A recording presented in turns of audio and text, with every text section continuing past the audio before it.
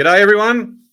Alan Andres here, founder of ZuCoins and ZuCas. Today is the 29th of September 2021 and you are now listening live to It's ZuTime.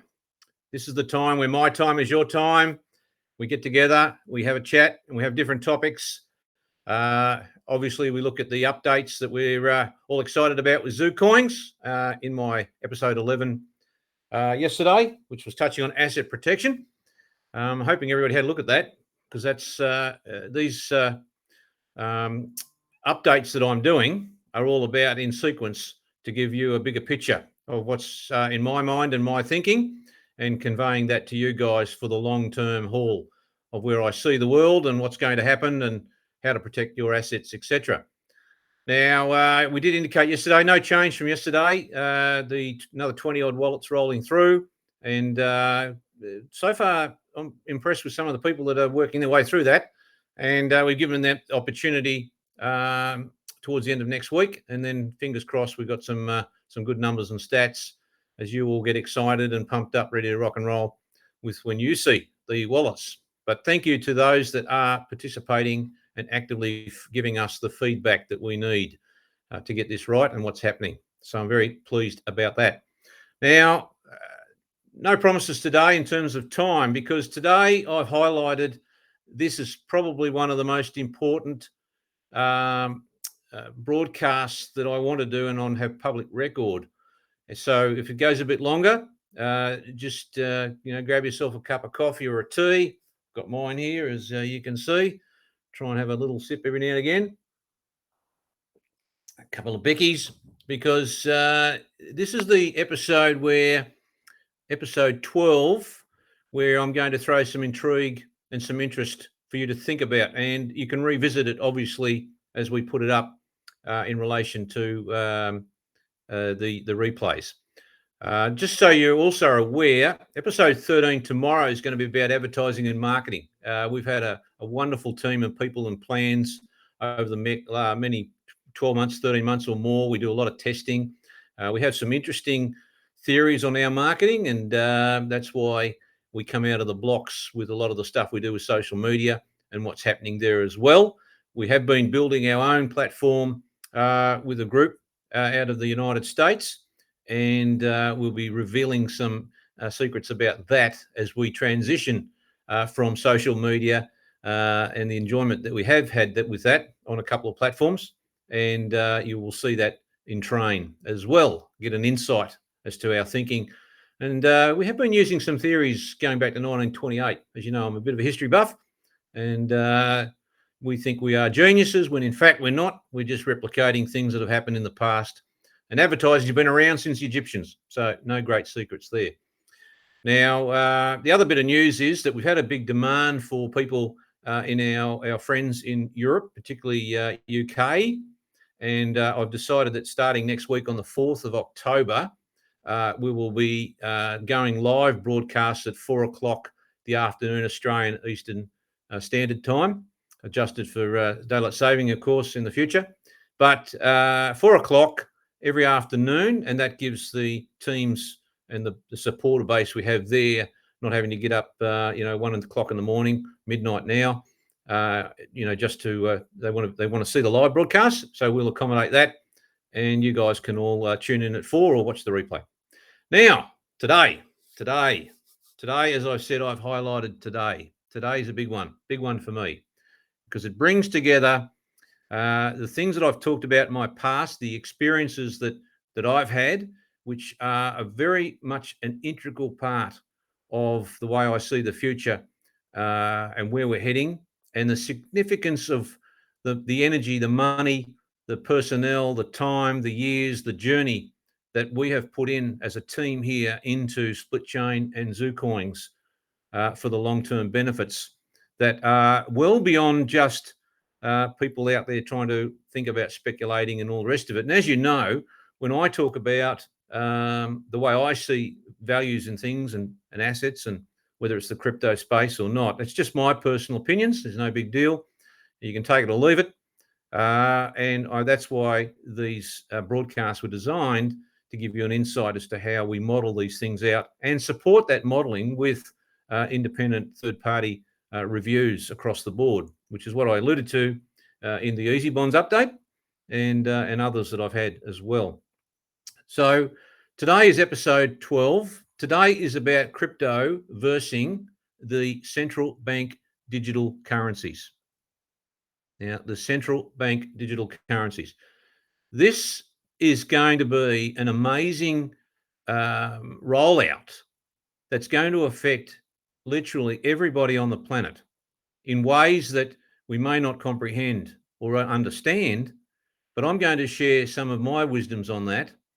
And the starting point of this, obviously, is that, in that great moment in January 2009, when that Satoshi or his little gang of people or whoever they were looking at the world financial systems back then. And the concerns were, of course, that, we had an explosion of wealth creation, and we had it decimated with the way the internet boom had, fallen apart. And we've seen that through the centuries. Every generation gets to experience the wonderful times and also, in my words, blood up your ass with things that happen because of global mismanagement and incompetence at the levels of governments. And it doesn't matter whether you're a dictator in China or whether you're a group of MPs in Australia or whatever country that you're residing in as the governing bodies, they all fall foul of the financial systems that ends up decimating and causing grief for every generation. It's just a historical fact. We can go to the 16th century, we can go to 1890, where they had a wonderful journey there, and it all went, pear-shaped by the 19th century, 1900. You can go to the 1930s. My generation, we saw the thrills and spills of the 80s. Greed is good, Gordon Gekko. We all had wonderful times, and then we saw that vaporize in 87, literally overnight, leading to all sorts of issues in properties and shares and things. But what we haven't seen is the way in which, as a result of that 2009 moment of Bitcoin, the introduction of Bitcoin, as I said, by Satoshi and others, the global impact has had and is going to have more so because of the concerns of the way in which governments have responded to this crypto space. Now, of course, we as the ZuCoin community, we see ourselves and have said this, that the technology is incredible, and it is incredible. Split chain, data fragmentation. I'm not going to go over it again, other than to say it's we treat Bitcoin as the humble mini miner that's come out, and it's bubbling along and way it goes. But it wasn't thought through business model wise, and it wasn't thought technically wise in terms of expansion. And the technology we have, because of, I guess, me being lucky in a big way with the patented technology of split lock and the way we treat that data, has led itself to this data fragmentation, which changes the whole dynamic of creating instantaneous value transfers, small data retention in the power of the peer network itself validating and avoiding all those issues, even in Bitcoin. But what's more concerning, everybody, is the way in which the powers to be around the world have decided that, well, blockchain's not so silly. This is a wonderful concept. Sure, it's got its problems, and we can see that with the way in which Ethereum's had a number of changes, and 2.0, and we've had forking in Bitcoin trying to sort out the scalability issues and so forth. But what they realized is that if you centralize and take the good bits out of what was put to the masses through crypto, and you extract those good bits and you centralize those blockchains, the central banks and the governments around the world have realized they're on a winner. This is the greatest thing that's ever happened in terms of financial control and surveillance since the inception of money. Now, I'll talk a bit more about why that's going to be a very tough road and journey for those of us that create the balance of humanity and live on this planet. And as I said, one of the things that is intriguing is that life's almost like this funny game. you get my nana used to say to me, Alan, and she lived till 95. My grandfather lived till 99. He was 6 months away from hitting that 100. And they had some funny sayings in their life. Now, my pop has seen it all, almost from, through the depressions. He's copped 2 rounds of things that I've talked about, share market crashes and so on. And they used to say that life's just like one big train ride.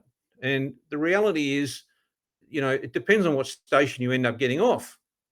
And if you're blessed enough to keep going on that train, well, you go. But at the end of the day, we all end up getting off to a different station. So the reality is that where we all sit today in this environment, you can see that the government bodies are using and teasing out some of these negatives in a way that changes the way in which we're going to see and perceive money and the way in which we work with money on a global scale. Now, my starting point is everybody knows about my background. It's out there for all to see, and I've deliberately put it out there. I put everything out there for the very reason so that you know that the experiences I've had, I don't want others to transition into any of those experiences. And it centers around some of the things we've lost of what our founding fathers. Now, I'm going to talk about the Australian perspective for those internationals that are listening. And coming from the United Kingdom, the British Empire, one of the great things we succeeded with as being, and lucky enough to be part of that, and look, it's got its negatives, I understand all that. I'm just going to focus in on how we sit in Australia today as a result of our heritage coming through the British systems. And I'm talking about the court systems. We have pride ourselves on the rule of law, the common law principles, and the way in which, God bless them, our founding fathers in 1901, and I would attribute this to the great Garran and Quick, who were at the conventions that led up to Federation, which has created the Australian Commonwealth. And the document we can all rely on is the great Australian Constitution, 1901. Now, it may sound that you're wondering where I'm going with this, but it's going to be very important if you get to the end, because it directly affects everything you will live and breathe in terms of how you have your finances through either centralized digital currencies or decentralized crypto, hence ZuCoins. Now, what we've been proud of is having this history that preserves the separation of powers, and that's basically saying to people that you've got three arms. You've got the judiciary, you have the executive, the bureaucrats that run the place, and then you have Parliament. Now, what's slowly happened, and I have learnt this firsthand, I can tell you now, what I'm telling you is a direct result of my 22-year battle with the Australian government and the ins and outs as a result of that. Now, when a party, particularly a government body, throws everything at you in relation to its accusation, in our case, it was the receipt of money. And as I said, it was no big deal. We knew we got it. We knew we had to pay it back. In that instance was 4 years. But the government decides that in order to camouflage its own incompetence, basically run through the bureaucrats, and the evidence supports that, which I've indicated in the past. Ernst & Young report in April of 1999 clearly stated that there was so much deficiencies in the way in which the bureaucrats had managed through the Department of Finance those funds, that there was a massive leakage. People were sharing readily each other's passcodes and transacting in tens of millions of dollars without any authorization. Now, just put that in perspective. When you go and get a home loan, in your wildest dreams, would you ever think that the person across the desk or online doesn't have the authority to process your home loan? You don't even question it. All you know is the money's rocked in and you bought the house. Now, that's the perception with government. Aside from the fact that there is criminal provisions that you can't extract that information from officers of the Commonwealth because they're sworn to secrecy under the statutes. Now, the point I'm making with this is that when that started, that journey, one thing we had our faith in was the rule of law. And that is all about that the transactions that we do, the documents that we have and the retention of those at least the court system was saying that government bodies who are powerful, because remember, the government's not just a gang of politicians that sit there and look at their laws for the week. The bureaucrats are fed that. But more importantly, there's other bodies within government at their arm that come out of the blocks. And those are including the way in which the prosecutorial process works. And that includes arms of government of ASIC and so forth. Now, when you rely on the comfort that there is a judicial separation, that's why government bodies at the time, if they want to prosecute and they want to make allegations, which are quite significant, because when you get whacked with a criminal allegation, your life turns on its head. First of all, we had a thorough enjoyment of the raids. It's not something out of a dark movie. You wake up at 6:30 in the morning, there's a knock on the door and there's 6 or 7 people ready to raid the house, all getting excited, chasing documents.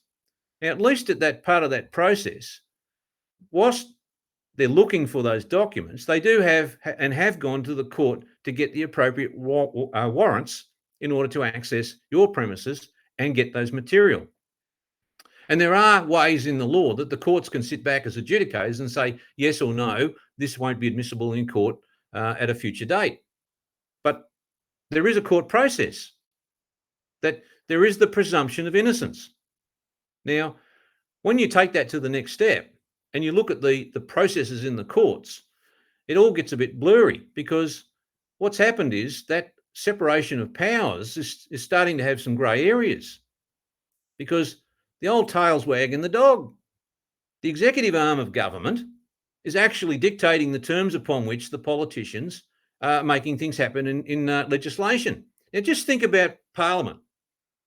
You know, you've got a group of people that you could count on 2 hands how many are actually of intellectual superiority that actually know what they're doing if they're running this country. Now, treat Australia as a giant corporation. You wouldn't employ any of them.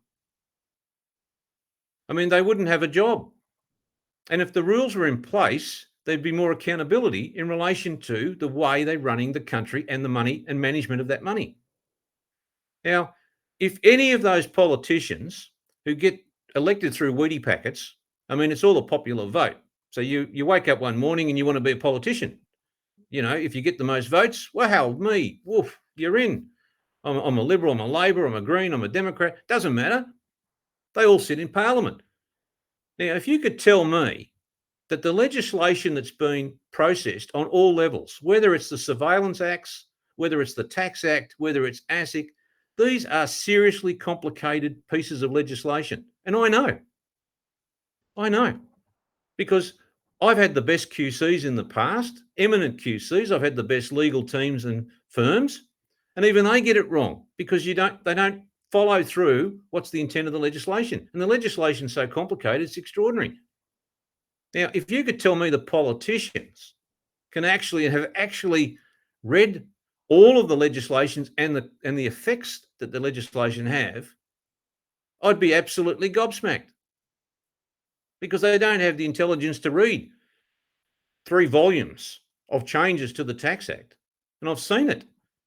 When you start to get sections that relate to sections in other parts of the sections, and the sections don't have those sections because they're in annexes to the sections, and you try and understand what is a deduction, you end up with this convoluted mess that nobody understands, and it's done that way deliberately, because then it gets the ability of the government to take people on day to day. It doesn't matter whether you're claiming a pair of boots for a deduction. Now, the reality is, it's so complicated, you cannot expect our group of MPs to have any comprehension of what's happening.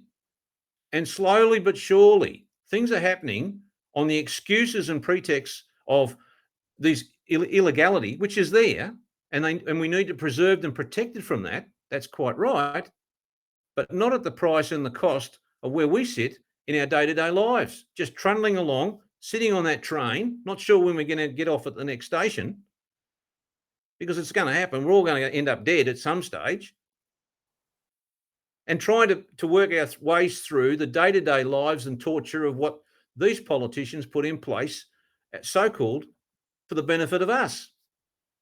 Now, the real tail that's wagging the dog is the bureaucrats. They don't care who comes in and out as MPs. They have their contracts and they stay in place for tens and tens of years. I mean, look at this case with me. The recovery of $8.725 million, they've spent $16 million in costs chasing that money. Now, it's not about that. And they know that as a bankrupt, they're not going to get a cent unless I want it to happen. It's about trying to stop me bringing to the fore what this government's, over the journey, it's been a number of governments, number of prime ministers. The only consistency in that entire case of 22 years is I'm dealing with the same bureaucrats. And I don't mind saying, Zita Rowling from the Australian Government Solicitor's Office. She has been on this case for 22 years. She started it. Now think about that. How many prime ministers have we had in that journey? How many changes of government have we had? But we still have Zita. Because the bureaucrats are the body, the draftsman of the legislation, the way in which they want to present it, because they know very well the politicians haven't got a clue. Now, when you go into Parliament and you're looking at legislation and they pass these laws and they're ineffectual or they damage and ruin people's lives, robo-debt is a classic $1.2 billion because some dimwit in the bureaucrats, and this is a court decision and damages was paid, let it go. It messed up people's lives in the social security arena. There were suicides. Now, the reality is the politicians don't care because guess what? There's no accountability law. You know, as a director of a company in the past, every law was thrown at us as to our duties to shareholders, our duty to creditors, a responsibility in relation to how we back things up. And even then, you go to court and the judge says, well, I don't agree with that. There's an arbitrator. But there's no arbitrator in politicians.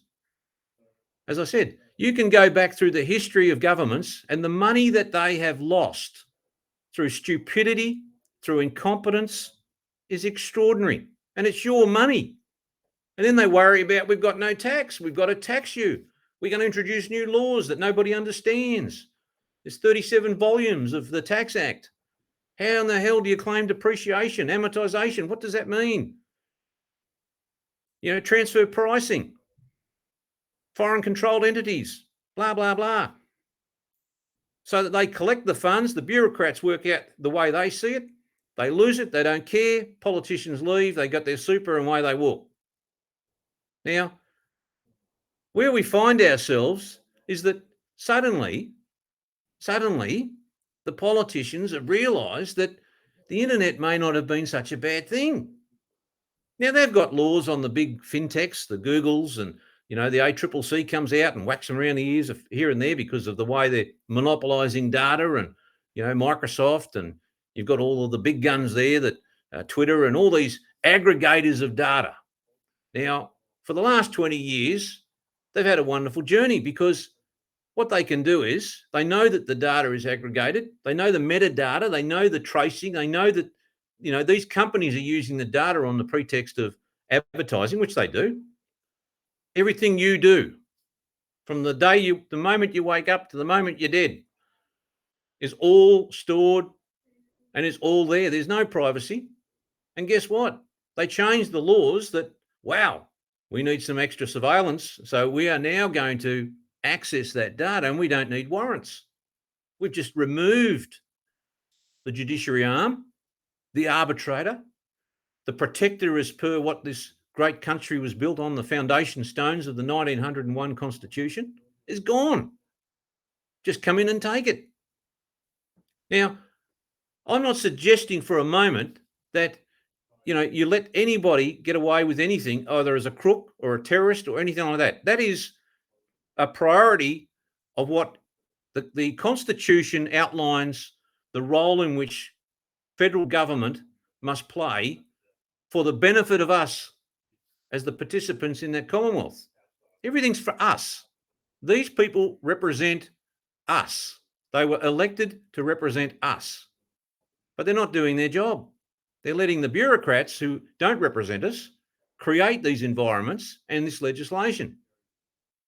Now, there's a list of the programs, if you like, under the Commonwealth Section 51 that outlines the areas of interest at the federal level.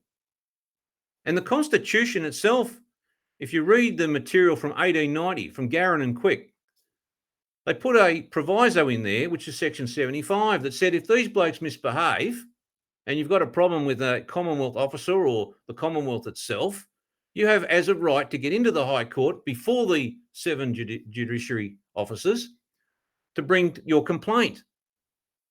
Now, guess what? That's been eroded because all of a sudden there's a discretionary element that stops the ability to get in to bring to account your position in relation to the misbehaviour of the Commonwealth. How do I know this? I know it as a fact. Now, when my case started on the 29th of January 1999, the Commonwealth was all about recovery of the money. Now, the funny twist is it was never appropriated.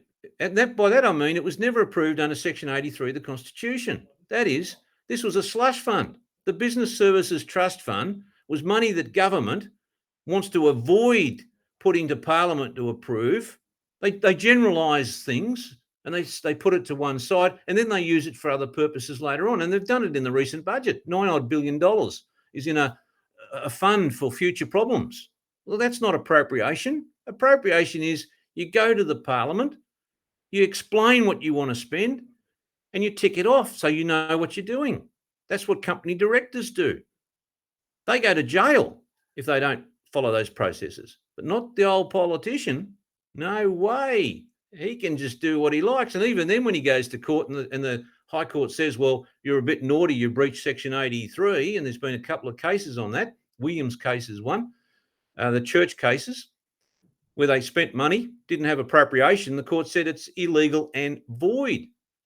And the Commonwealth says, oh, well, by the way, okay, it's a debt, we repay it, we'll forgo the debt. It's still illegal and void. And that's the position I have in relation to my case. But what I'm saying about it is that there is no checks and balances in the way in which the evolution of these rules and laws are coming into play, that you don't, as a consumer, as a person trying to live your daily life, you're blindsided until crypto come along. Now that got their attention. Crypto really started to shake the foundations of this element of the financial control, the way in which the law processes work. Now, you might have $100,000 of cash under the bed. So what? The problem is it's automatically in the community, whoa, you've got 100,000 cash. Where'd you get that from? Now, certainly in a normal process, if there is indications that particular person has been involved in illegal activities, well, then they have to wear the consequences of what should be in play, the rule of law. Innocent until proven guilty. And it's not up to the bloke that's got the 100,000 under the bed to put his hand up and say anything until he's in a process. And that process says, is there a warrant? Do you have access to the property? Can you confiscate the funds? Is there justification as to that may be illegal funds from drugs or whatever it is? But whether you're in that environment or not, everybody's presumed innocent until the court system adjudicates on that, or the peers, that is the jury, decides one way or the other. So all of a sudden, it's all too hard. The governments have been introducing for 20 years what they call deeming provisions. Now, the corporation law is one of them. You're deemed to have committed an offence until you prove yourself innocent. It's the reverse. Now, people don't see this generally day to day, but it's now being pushed into other forms of law. You have no right of silence. Why? In the case of companies, they have what's called Section 19 examinations. As soon as you put your head up, you've got to spill your guts, and then they start looking for other things they might nail you with. All of that's gone. Now, they got excited about data aggregating. That is, the big companies, to pool this data and find ways of which avoiding the court system to access this data to then bring you before the courts that you may or may not be innocent for whatever you're doing, that there's nothing wrong with having $100,000 under the bed. Why? Because it's legal tender. Now, that source could be from anything. You might have been in your business collecting cash because that's what people still pay with, contrary to popular opinion. You have declared your tax. You're not hiding it from tax, and you just like cash. You might have gone to the racetrack, had some money on a racehorse and won 50,000. Now, you can evidence that. You've got nothing to hide. The problem is, as the transition has happened and rules and laws have come into play, you now have difficulty even spending $10,000 cash. You've got all these rules based around money laundering, based around compliance, because the first perception of the bureaucrats, and let's not talk about the politicians, they are a waste of breath. They are not there representing anybody. They are just a collection of people that got lucky to get a very lovely, comfortable salary, a term in office, and superannuation when they walk out the door. Because, as I said, they don't draft the laws. Not one of them in that parliament drafts laws. Now, you've got a couple of geniuses in there that would come from legal backgrounds and some financial professional backgrounds, but the vast majority have walked in off the street, got together with their mates, and all of a sudden they're in parliament, controlling your lives and my life. The interesting thing is, ladies and gentlemen, is it's getting worse. Now, I've talked about the case that I've had in terms of the firepower, assets frozen, money taken, assets destroyed, raids, avoiding and circumventing legal processes and due process, the way in which warrants operate or don't operate now, the way in which the telecommunication companies, Telstra, etc., must all feed information centrally to the government, the metadata, the way in which the ISPs, the way in which your very data and this data is transitioning around the world through ISPs is all collected, hunted, put together on the pretext that we're looking for something. Something's out there, and the government wants the best possible position to take that through the judiciary systems. Because why? Because the bureaucrats, they don't care. They clock on at 9, they go home at 5. They've got billions of dollars available at their discretion. They've got unlimited access for legal fees and resources and all the rest of it. But once you're gone, you're frozen or out of a job, or you can't produce that, or your money, access to your money is changed, then of course, guess what? You're in real trouble. And because we let it happen, we are the voters, we are the people that put these people in power, and we've let it happen. And it's going to happen again on a scale, which is where I want you to be now. Central bank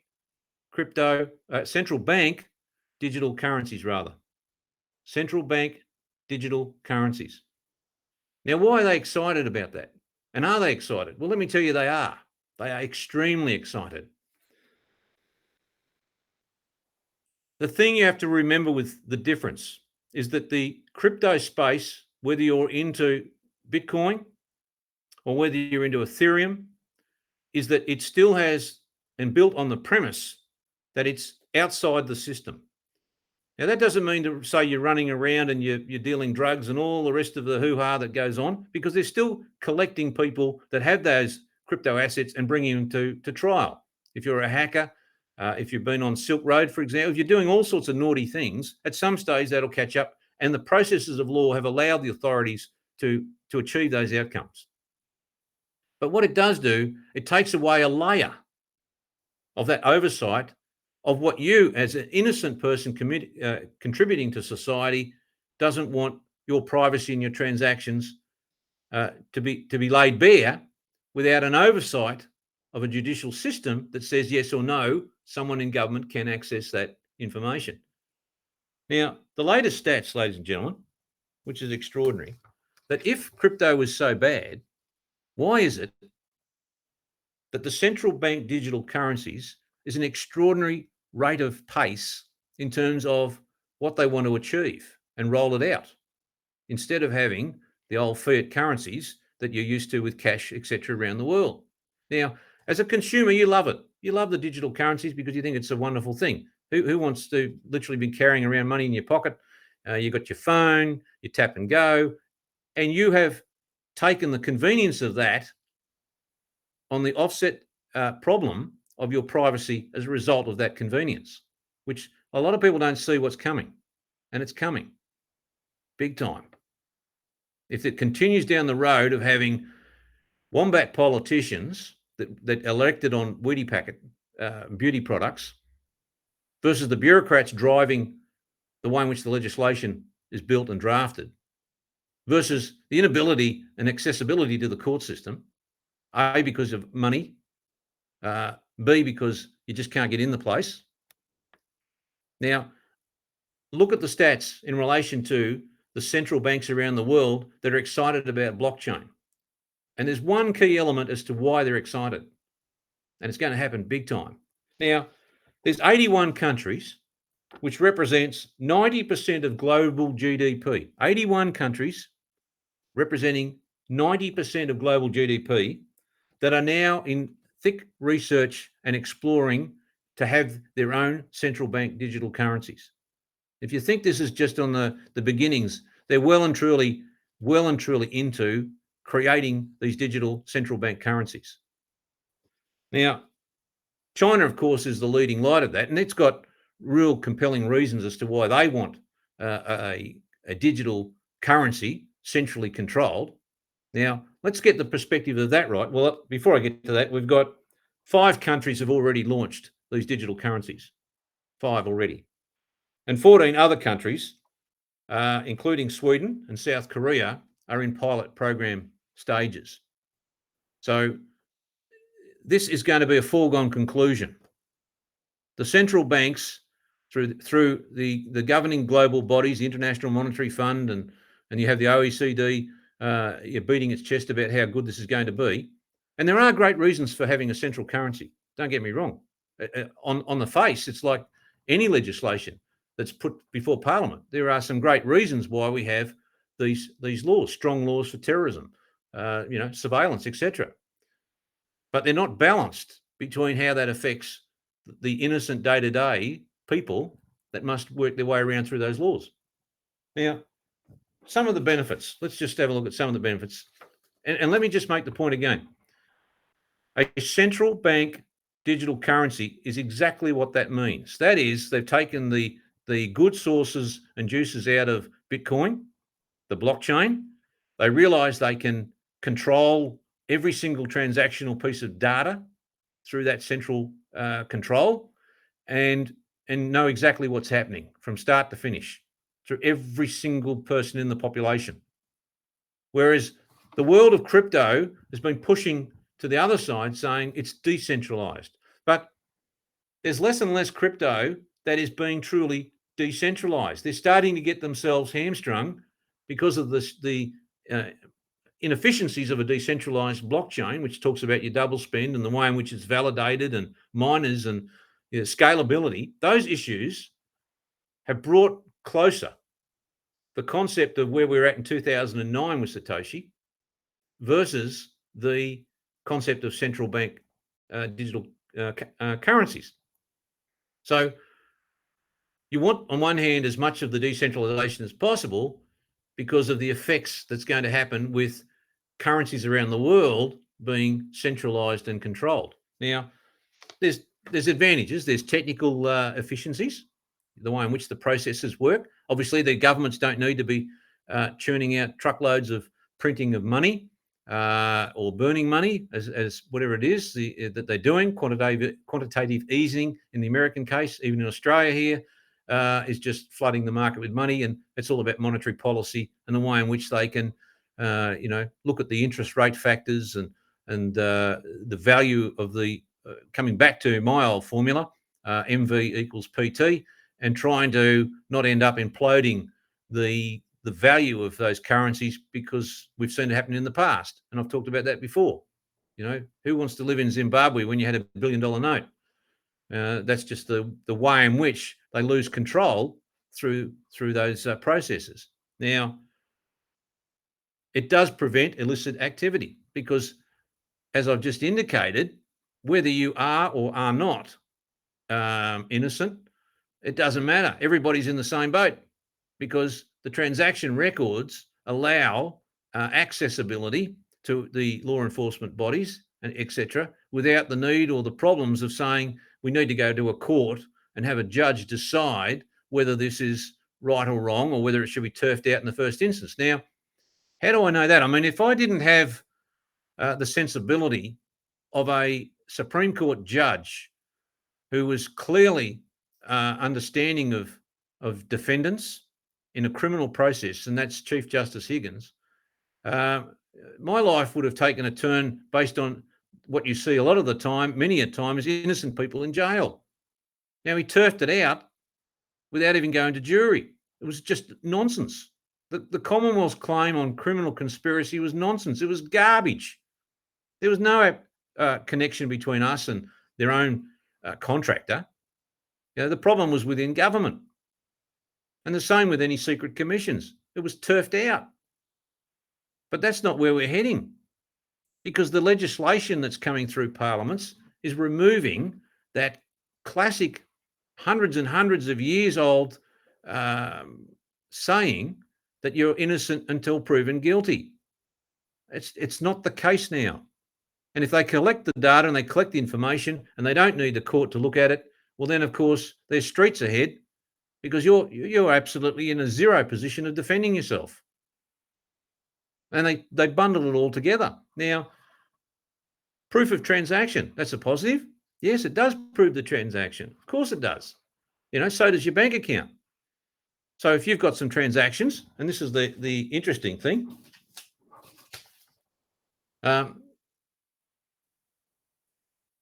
we have a current system that says, yes, we've got the convenience of transferring value through the banking system. That information remains privy between me and whoever I'm paying, and it sits there. We have bank records now.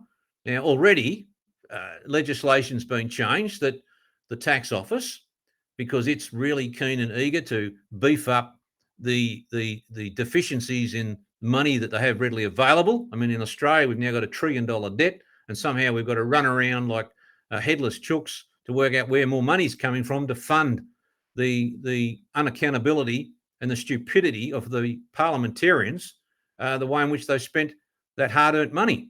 So the tax office now is giving more powers, and it runs around and says we need desperately more tax so we can garnish those accounts directly. We get all of the information records directly from the shares and dividends and bank accounts and all that information, and we won't bother. We don't even know whether you've got a tax problem, but we're going to match it up before you even think about putting your return in. Now, when I was doing accounting in the 80s, it was up to the individual to make sure he had full disclosure of his tax position. And you had the deductions, etc., etc. You put them in. Now, if you lied on that, you went to jail. But not now, because even if you don't lie, and even if you put your returns in, it doesn't matter because the tax office has already made the returns for you as to what the outcome will be. Why? Because they've accessed all the data without any appropriate checks and balances as to how to get that data. Why? Because it comes down to those politicians. They don't read the Tax Act. I would challenge anybody in Parliament that's read the entire Tax Act from start to finish, because that's what I do in my spare time. Read the Tax Act. It's one of the most convoluted, incredible, can be absolutely nonsensical in the way in which the referencing systems of the Tax Act work. And one day I'll have another program about how you can solve the tax problem. That's absolute no issue. So if you think about those issues and you think about the benefits they say, all the biggest benefit is it means it gives, it removes the layers and it gives the law enforcements of all the sorts of divisions a free kick. Why? Because now they're saying that this is a wonderful, wonderful concept globally of centralizing blockchain for the purposes of a digital currency. Now, what are the risks? Well, there are a whole raft of risks in relation to where we're heading, and this is going to lead into my concerns of the central bank digital currencies and what it means for you, and the revolution that's coming in terms of that financial infrastructure that we're all so used to as a result of that. And that there's only a handful fighting back in terms of saying that sort of data is privy to the people and the participants. And if you've got a problem, then you go through the right goddamn channels and access that data before you start throwing out accusations of whether you are or aren't a criminal on any level. So let's talk about that. Now, Canada is at the forefront of these central bank digital currencies. And already there's some resistance that's been put up in relation to the way that could be rolled out, because they give you all the good fluffy things about how easy it is for you as a consumer and how easy it'll be for those transactions, like China. It's a wonderful concept in China. And you're run by a dictatorship. You've got a powerhouse country that's going to change the way in which every single person in China is monitored within seconds of every single thing they do. Now, if you think for a minute that you've been monitored and your data's been stored because Google and others know what you're doing, and that's for, in their world, to make money on advertising, can you imagine putting this into the hands of politicians, that your day-to-day life of every single thing you do is sitting in a database ready to be accessed to prove otherwise what you say of what your transactions are or aren't doing? Now, that's one of the greatest surveillance mechanisms that mankind has ever seen, because they're storing that data. Everything you do revolves around your financial circumstances. There's no question of that. Now, China can ram that through because, the dictators there say, well, that's what's going to happen. So they've got no choice. They're stuck with it. You put in facial recognition and surveillance, and you've got one of the greatest mechanisms that mankind's ever seen. Now, in the democratic world, we pride ourselves on being democratic. What a wonderful concept that is. Well, that has been eroded. In Australia, at least, what I've alluded to in our constitution in 1909, we can't rely on the judiciary. Parliament introduces laws that makes it so hard to even think about getting into some of the court systems, whether it's at state level, Supreme Courts, or whether it's the High Court. The High Court can't take the burden of cases because there's too much work. So they have a discretion, especially on special leave applications. The numbers of people that have cases, either criminal or civil, that are at the discretion of 7 guys or 1 on the High Court bench, knock it back because it's not sexy enough. That case is not sexy. It doesn't affect the public views of the day, whether it's climate change or whether it's any of those issues, same-sex marriages, doesn't matter. But if you're the bloke that's in the street that's facing some criminal case and you know the law's wrong, it doesn't get you in the High Court. The statistics are staggering on people that had their lives ruined because of the inability to access the court system. Now, people say, oh, well, it's a tough budget. The High Court's a busy court. Well, of course it is. Every court's a busy court. But you know what? There's no law that says you only have to have 7 High Court justices. You could have 100 of them. And they could be specialists in different fields. Why does Parliament don't want to do that? Because most of the cases are coming from government, whether it's putting you into bankruptcy, whether it's claiming your social security, whether it's making claims across the board. Most of the cases are coming from government, and they've got the ability to fund it because they don't care. You're paying for other cases. The bureaucrats are running the show. Now, the introduction of a centralised digital currency is going to be a final nail in the coffin as to anything you even contemplate or perceive about the privacy of your transactions. It is absolutely scary of what they could do globally in relation to introducing this digital form of asset. Not only that, think about that control. They have a beef with Alan Endres. and he's got his wonderful digital asset because he's the money that he's got under the bed, the cash, is worthless because they've taken that out of circulation. They've given us a digital currency, and they don't like what I'm doing. So they suddenly turn it off. Just like that, the flick of a switch. Now, it's up to me to go to court to try and see why did that occur. Now, we're already seeing this with what's called the debanking of people's accounts. The recent Senate inquiry into this has affirmed that. Now, if anybody takes the time to read the submissions of the banks, they say that's our right. We don't care.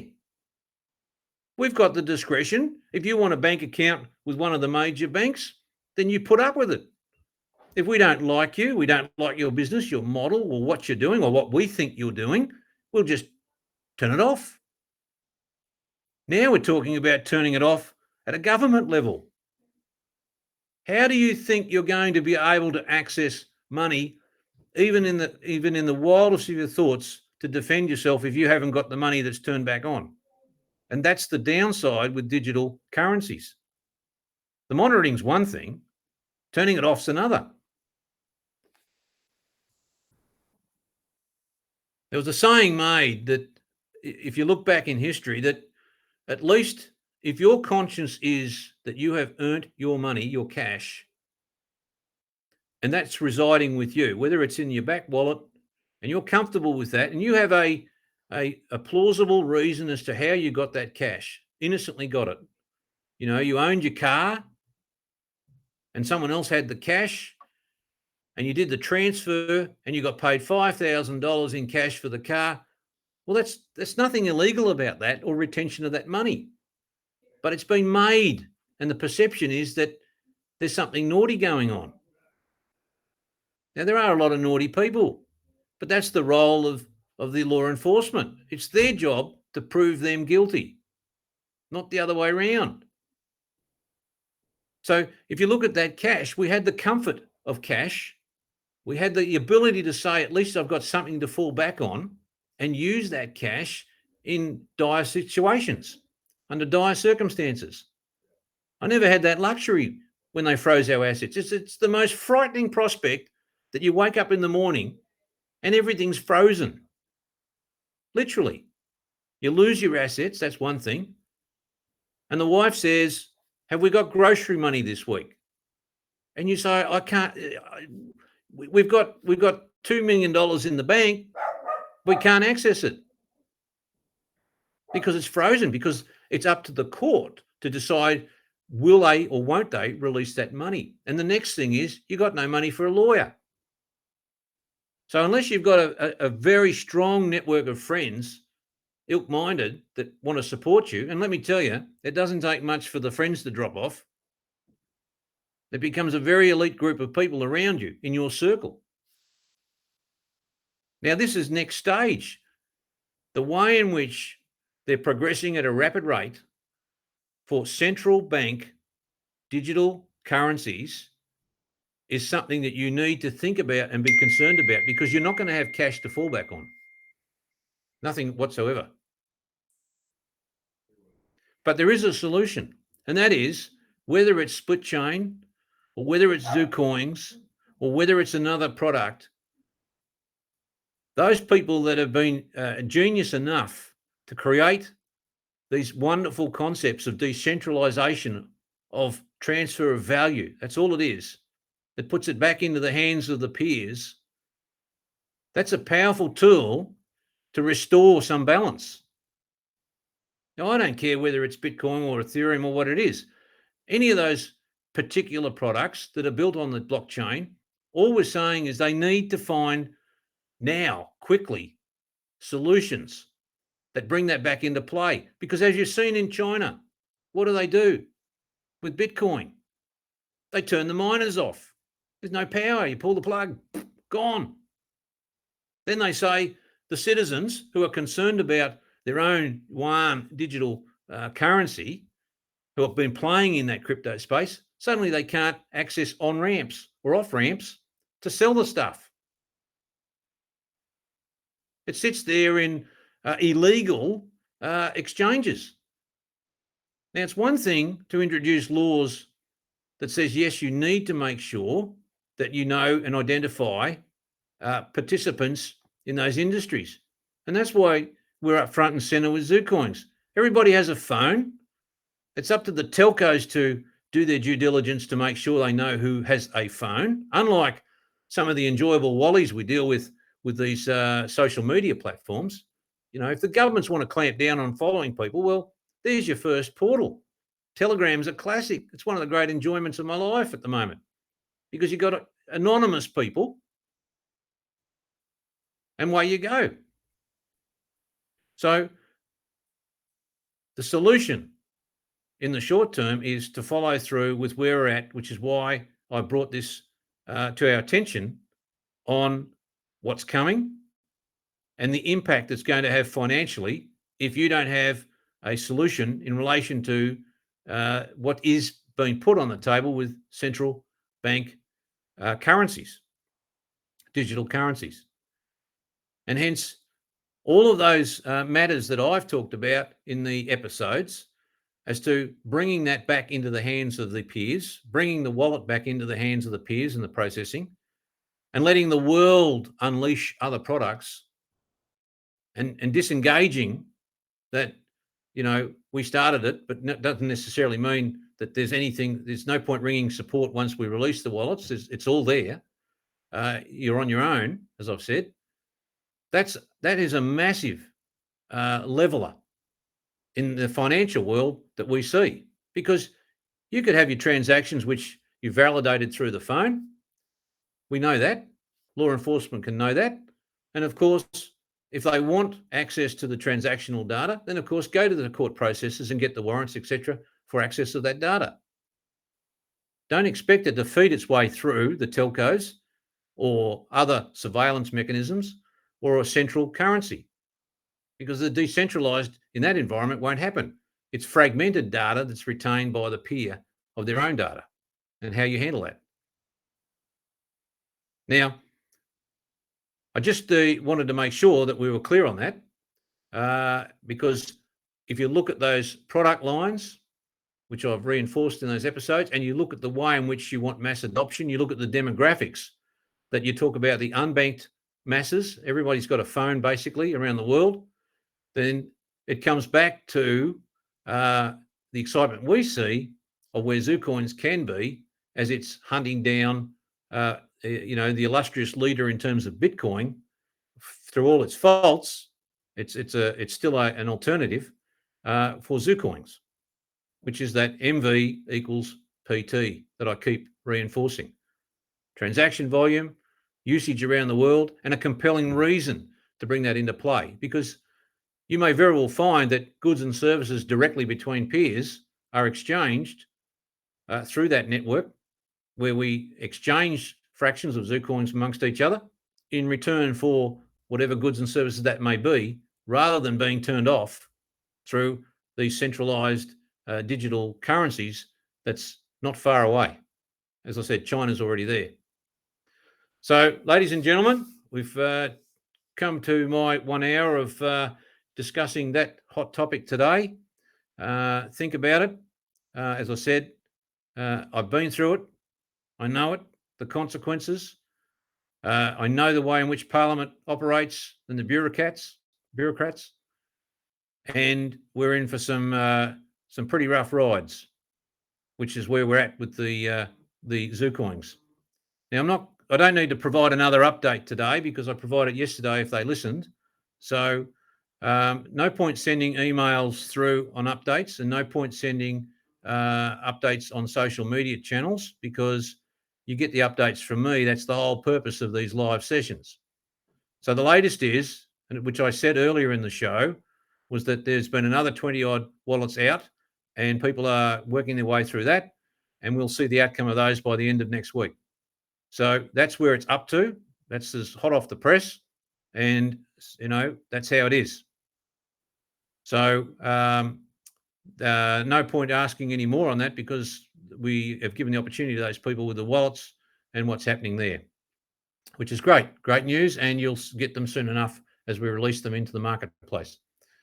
As I said, there'll be a session, an episode in relation to our advertising strategies now that we're going to reveal, which I'll do that tomorrow in the next episode. And that'll talk about the strategies that we'd built up of the social media channels and where we go from there, which is very interesting as we look at our mass global marketing. So thanks, everybody. Be safe, be zoo kind, because it is zoo time.